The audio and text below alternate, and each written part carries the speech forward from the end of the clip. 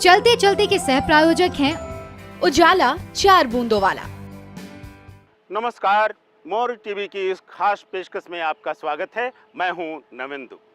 चलते चलते कुछ बात हुई, मुलाकात हुई, और आज हमारी मुलाकात जिस शख्सियत से होने वाली है वे भारतीय राजनीति के कद्दावर नेता हैं।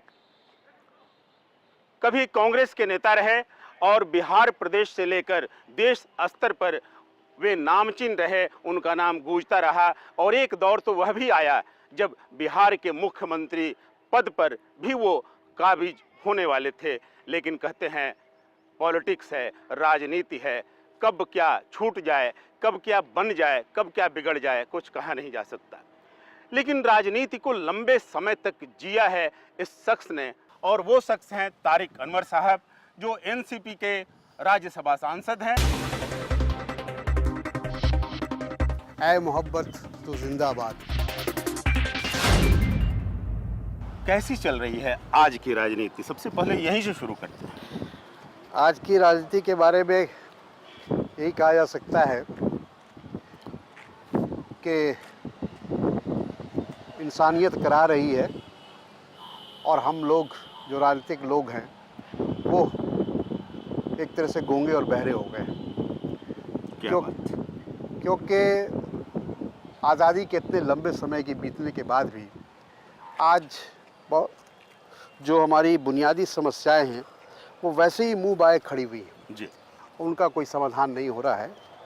एक दौर बीत गया पूरा का पूरा। सही बात है। तो जो एक आज़ादी का मकसद था, मैं समझता हूँ कि वो आज भी अधूरा है और हम सब लोग उसके लिए दोषी हैं। किसी एक को मैं ये नहीं दोषी ठहराता, क्योंकि हम लोग भी सत्ता में रहे हैं। हमारी पार्टी जिसमें हम कभी कांग्रेस में थे वो भी सत्ता में रही है, और आज जो लोग सत्ता में, सभी को बारी बारी से ये अवसर मिला, मौका मिला कि वो समाज के लिए, देश के लिए, प्रांत के लिए कुछ कर सकें। लेकिन आज भी बिहार जैसे राज्य को अगर आप लें तो 70%, 80% आबादी ऐसी है जी जो गरीबी रेखा के आसपास है, और वो उसके सामने उसको कोई रोशनी की किरण दिखाई नहीं पड़ रही। जिम्मेदारी हम सब की है, और जैसा मैंने शुरू में कहा कि लोगों की अपेक्षा हमसे है, राजनीतिक लोगों से है, राजनीतिक दलों से है। कौन दल सत्ता में है, कौन दल राज्यों में राज्य कर रहा है, इससे आम जनता को कोई लेना देना नहीं। वो ये देख रही है कैसे उनका जो बुनियादी मसला है उसका कैसे हल निकलेगा। बिल्कुल बिल्कुल। चलिए, एक बात बहुत खास है कि तारिक साहब आज के दौर में भी गरीब को कहीं ना कहीं एजेंडा पर या पॉलिटिक्स के एजेंडा पर रखें, उसकी सूद लेने की बात कर रहे हैं। ख़ास बात ये कि स्वर्गीय इंदिरा गांधी जब प्रधानमंत्री थी उन्होंने गरीबी हटाओ का नारा दिया था, और तारिक साहब उस दौर के लोगों में से एक हैं। जब वो कांग्रेस में तारिक साहब हुआ करते थे तो गरीबी हटाओ की बात जब इंदिरा जी करती थी, और आज भी गरीब और गरीबों पर एक बहस। आपको नहीं लगता है कि राजनीति तो आगे बढ़ रही है लेकिन गरीब जहां था वहीं ठहरा हुआ है? सही जो आपने शुरू में भी बात। बिल्कुल ऐसा है कि जब इंदिरा जी प्रधानमंत्री थी जी, उस वक्त देश की अर्थव्यवस्था बहुत अच्छी नहीं थी, और जितना पैसा या जितना धन सोशल सेक्टर में लगाया जाना चाहिए था उस समय नहीं लगाया गया। गरीबी हटाओ का नारा उन्होंने ज़रूर दिया था जी। लेकिन उसके लिए जो एक साधन की आवश्यकता होती है शायद उस समय वो उपलब्ध वो स्थितियां नहीं थी, वो उपलब्धता नहीं थी। आज देश की अर्थव्यवस्था मजबूत है, और इसीलिए आप देख रहे होंगे कि सोशल सेक्टर में जी जो वर्तमान केंद्रीय सरकार है मनमोहन सिंह की, जी, वो उस सेक्टर पर ध्यान दे रही है। ग्रामीण विकास पर ध्यान दे रही है, ग्रामीण स्वास्थ्य पर ध्यान दे रही है, शिक्षा पर दे रही है। जो हमारे बुनियादी मसले हैं और जिसके जो हमारी आवश्यकताएं हैं उस पर अब केंद्र सरकार का ध्यान गया है। अब ये राज्य सरकार और केंद्र सरकार के समन्वय से हम इस मसले का समाधान ढूंढ सकते हैं। जी बिल्कुल। लेकिन उससे राजनीति से हमको ऊपर उठना पड़ेगा। राजनीति से ऊपर उठना पड़ेगा, लेकिन ये पूरी जो स्थितियां जो बयां आपने की, कोई शेर याद आ रहा है, चूँकि आपकी सोहबत, आपकी विरासत में शेरो शायरी भी रही है। आपके पिताजी रहे हों दादाजी रहे हों तो इस पूरे आज के राजनीतिक परिदृश्य पर, सामाजिक परिदृश्य पर तारिक अनवर को कोई एक शेर याद आता है? एक शेर याद आ रहा है कि हम आह भी करते हैं तो हो जाते हैं बदनाम, वो कत्ल भी करते हैं तो चर्चा नहीं होता।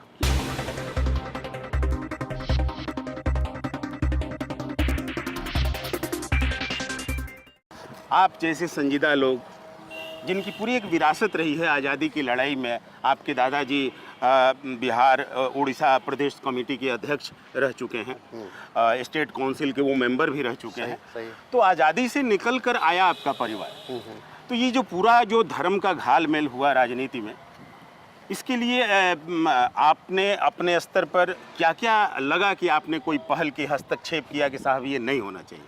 देखिए, हम लोगों ने कोशिश की अपने स्तर से कि इसको रोका जा सके, लेकिन कहीं ना कहीं हम मानते हैं कि हमारी कमज़ोरी रही, या जो स्वतंत्रता संग्राम का जो एक स्पिरिट था जी, वो कहीं ना कहीं कमज़ोर हुआ।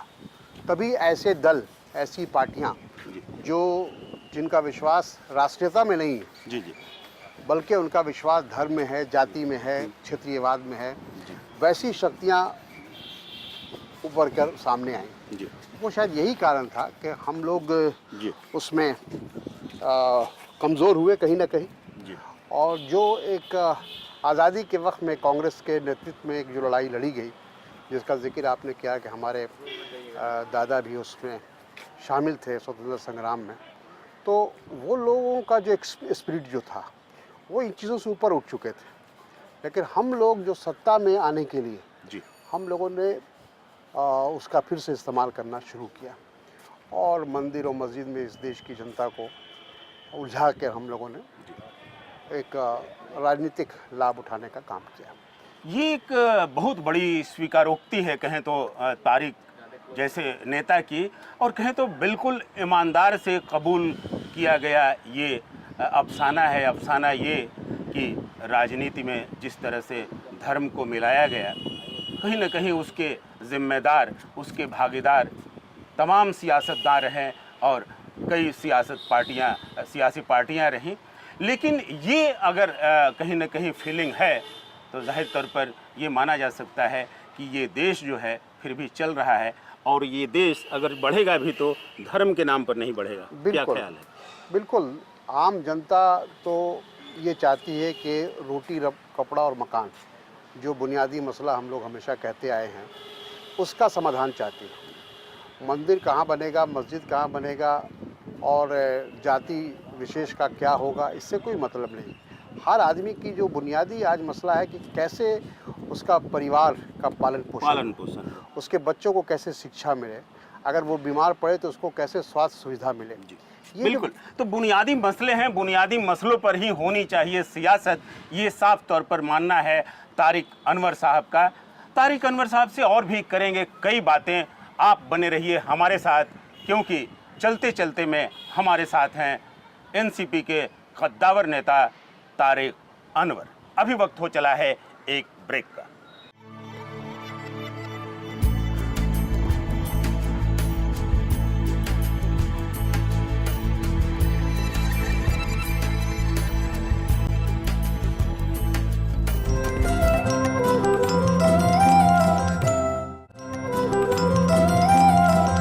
ब्रेक के बाद एक बार फिर आपका स्वागत है। आप देख रहे हैं चलते चलते। कुछ बात हुई, मुलाकात हुई, और आज हमारी मुलाकात हो रही है इस देश के एक कद्दावर नेता तारिक अनवर, जो एनसीपी के राज्यसभा सदस्य हैं। तारिक साहब, ब्रेक ख़त्म हो गया, हम लोग बैठ गए थे। प्रोग्राम का नाम है चलते चलते, तो चला जाए। ये जो पूरा मसला है राजनीति का, जो हम लोग बात भी कर रहे थे, तारिक अनवर कांग्रेस के एक वफादार नेता रहे, लेकिन 1999 में मुझे लग रहा है कि कांग्रेस का दामन छोड़ दिया आपने जी। मसला जो है वो तब हुआ था, मुझे याद है कि सोनिया गांधी को प्रधानमंत्री बनाया जाए नहीं बनाया जाए, इस सवाल पर, और शरद पवार, तारिक अनवर और संगमा साहब, ये तीन ऐसे नेता थे जिन्होंने कांग्रेस का दामन छोड़ दिया था।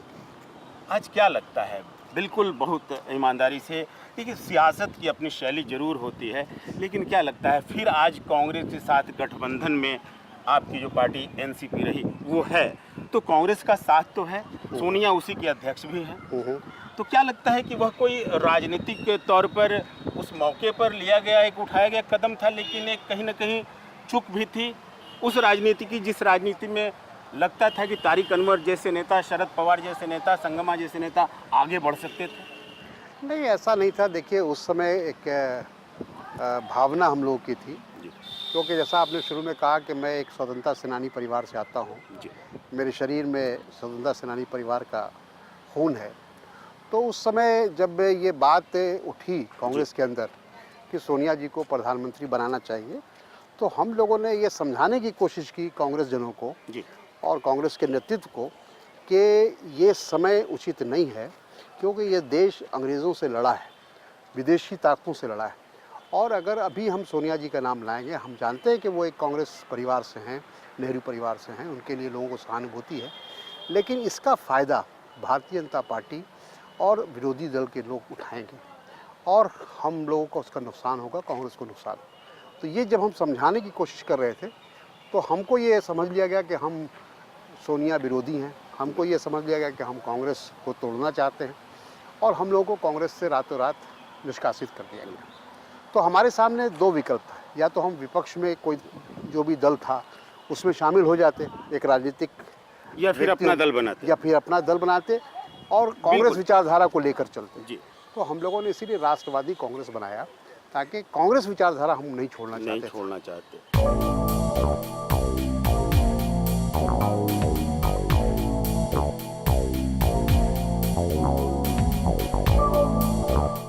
कांग्रेस विचारधारा नहीं छोड़ना चाहते तारिक साहब। और एक वो दौर की याद में दिलाना चाहूँगा कि लंबे समय तक ऑल इंडिया यूथ कांग्रेस के अध्यक्ष रहे तारिक अनवर साहब। एक दौर वह भी था कि जब वो प्रदेश कांग्रेस के भी अध्यक्ष थे, और एक दौर वह भी आया जब मुझे याद है तारिक साहब कि आप मुख्यमंत्री के प्रबल दावेदार थे, बिहार के मुख्यमंत्री के बतौर, और वो युवा तारिक अनवर, और मुझे लग रहा है कि चीज़ें वहाँ पर थी।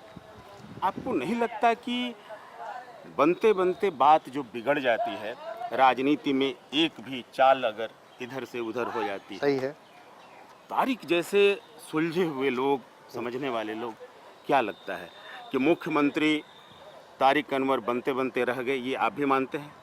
नहीं, वो सही है। उस समय एक दौर सीताराम था, केसरी साहब थे, बिल्कुल वो एक दौर था। और जब मैंने ये आवाज़ उठाई थी जब कांग्रेस के अंदर 1999 में, तो उस समय मैंने इस बात को महसूस किया था, और अच्छी तरह से इस बात को मैं समझ रहा था कि इसकी कीमत मुझे राजनीतिक कीमत चुकानी पड़ेगी, और हमने उसकी कीमत चुकाई है। ये बात सही है कि अगर आज शायद मैं कांग्रेस में होता तो एक अच्छे स्थान पर जरूर होता। तो ये कहीं न कहीं भी मुद्दा रहा आपका कांग्रेस से उदासीनता का। मैं मानता हूँ कि कांग्रेस डेमोक्रेटिक पैटर्न जो है पूरी तरह से, हाँ, आप कह रहे हैं कि कांग्रेस में नहीं थी, और कांग्रेस से की कमजोरी की वजह से, चाहे वो लालू यादव हों या नीतीश कुमार हों या और ऐसे जो नेता उभर कर सामने आए, वो कांग्रेस की कमजोरी का ही उन्होंने फ़ायदा उठाया। बिहार की राजनीति में कद्दावर नेताओं की कमी भी है कांग्रेस के पास, ये लोग मानते हैं। तारिक क्या नहीं सोचते एक बार कि फिर से उन्हें कांग्रेस में लौट आना चाहिए, और प्रदेश में खास तौर पर कहीं न कहीं उनकी गुंजाइश एक बनती है? अभी फ़िलहाल तो मैंने ऐसा कुछ नहीं सोचा है, ना ऐसा कोई कांग्रेस की तरफ से कोई इस प्रकार की शुरुआत है।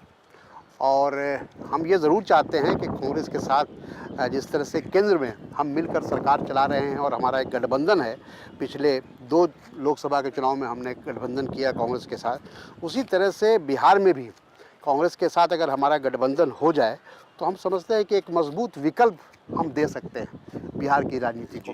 असल आज जो नीतीश कुमार को लाभ मिला है वो इसीलिए मिला है कि लालू जी से जो लोगों को नाराज़गी थी, उसका कोई विकल्प लोगों को दिखाई नहीं पड़ा, और इसलिए लोग इधर उधर भटकने के बजाय उन्होंने देखा कि ये नीतीश ही इसके विकल्प, और लोगों ने उनको अपना समर्थन दिया। राजनीतिज्ञ नित्य नए ढूंढते रहते हैं फार्मूले, राजनीति के सूत्र, और एक बात साफ तौर पर मानना है तारिक अनवर साहब का कि कांग्रेस में तो नहीं जाएंगे, लेकिन कांग्रेस के साथ एक मजबूत गठबंधन के हिमायती हैं, और शायद ये लगता है कि कांग्रेस से गठबंधन अगर एनसीपी का मजबूत हो और दोनों मिलकर अगर बिहार में काम करें तो शायद एक बहुत अच्छी स्थिति बन सकती है राजनीति में। और क्या क्या स्थितियां अच्छी हो सकती हैं, क्या बुरी, तारिक अनवर इसकी समझ रखते हैं। इनसे और भी बहुत कुछ जानेंगे कुछ और निजी बातें भी।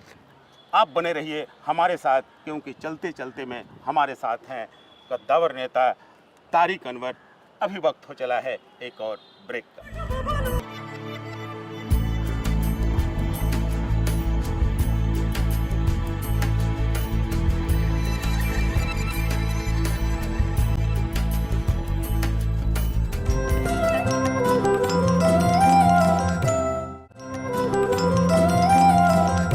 ब्रेक के बाद एक बार फिर आपका स्वागत है। आप देख रहे हैं चलते चलते। कुछ बात हुई, मुलाकात हुई, और आज हमारी मुलाकात हो रही है कद्दावर नेता तारिक अनवर साहब से। तारिक साहब जी, बातें राजनीति पर बहुत की हम लोगों ने। दर्शक कुछ और भी जानना चाहेंगे, नए दौर के दर्शक भी। तारिक साहब को क्या क्या पसंद है, शौक के तौर पर कहें? सियासत का शौक तो है ही, सियासत के अलावा जो है क्या क्या पसंद है? स्पोर्ट्स में मेरी दिलचस्पी रही है बचपन से, ख़ास तौर पर क्रिकेट, फुटबॉल, टेबल टेनिस, ये बैडमिंटन, इन खेलों में काफ़ी मैंने दिलचस्पी ली है। जी। अपने छात्र जीवन में कई हम लोगों ने स्पोर्ट्स क्लब वगैरह बनाए जी। और नौजवानों को, छात्रों को अपने से जोड़ने का मौका मिला उसके माध्यम से। और इसके अलावा फिल्म में भी दिलचस्पी है। अच्छा अच्छा। फिल्म में बहुत रेगुलर देखता हूँ आज भी। पुराने मतलब शौकीन हैं आप? हाँ, फिल्मों के? बिल्कुल। फिल्म में कोशिश करते हैं जितनी भी अच्छी मूवी आती है जी, वो ज़रूर देखूं और देखने की कोशिश करता हूं। तो आपने तो बहुत फिल्में देखी हैं जी। फिल्मों में थोड़ा सा हम चाहेंगे कि एक कोई ऐसी फिल्म, किसी का नाम लेंगे जो पुरानी फिल्म हो, जो आज भी बहुत याद आती है, बहुत पसंद आती है, और एक नई फिल्म आज के दौर की, ताकि जिस तरह से राजनीति के दौर पर हम बात कर रहे हैं, हाँ। तो इस बहाने जो है फिल्मों के बदलते दौर पर भी कुछ चर्चा हम कर लें।